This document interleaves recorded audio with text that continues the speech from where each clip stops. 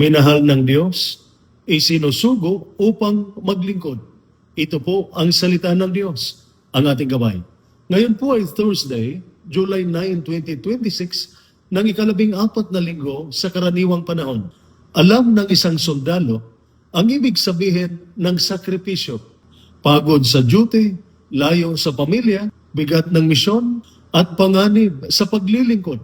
Ngunit, bago tayo naging tagapagtanggol ng bayan, tayo muna ay mga anak ng Diyos. Sa unang pagbasa, mula sa aklat ni Propeta Hosea, chapter 11, verses 1 to 4 and 8 to 10, ipinakilala ng Diyos ang kanyang sarili bilang isang mapagmahal na ama.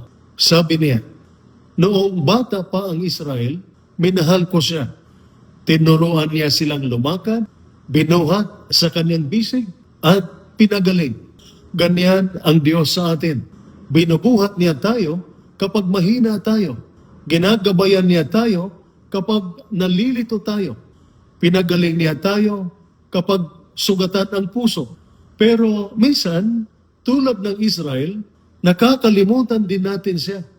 Binigyan tayo ng lakas, pero nagiging pride. Binigyan tayo ng biyaya, pero kulang sa pasasalamat.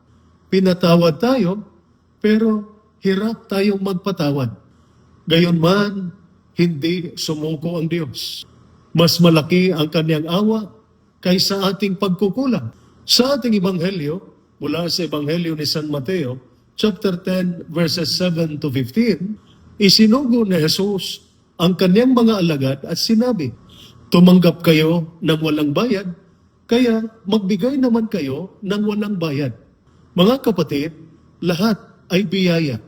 Buhay, pamilya, lakas, tapang, pananampalataya, at pagkakataong makauwi ng ligtas. Kaya kapag tumanggap tayo ng awa, magbigay rin tayo ng awa. Kung pinatawad tayo, magpatawad din tayo. Kung pinagpala tayo, maglingkod din tayo ng tapat. Hindi kailangang mataas ang ranggo para makatulong.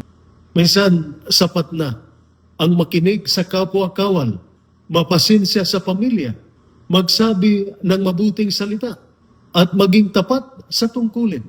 Sinabi rin ni Jesus na maglakbay ng magaan.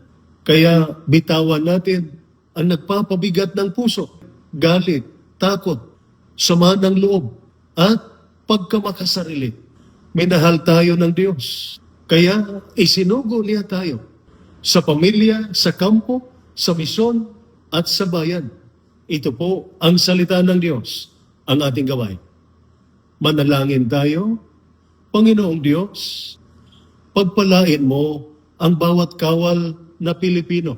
Bigyan mo sila ng tapang sa panganib, katapatan sa tungkulin, malasakit sa kapwa, at kapayapaan sa puso.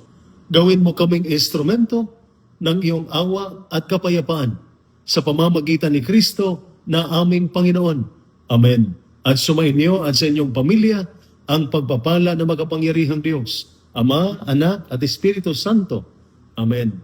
Santa Maria, Ina ng Diyos, ipanalangin mo kami.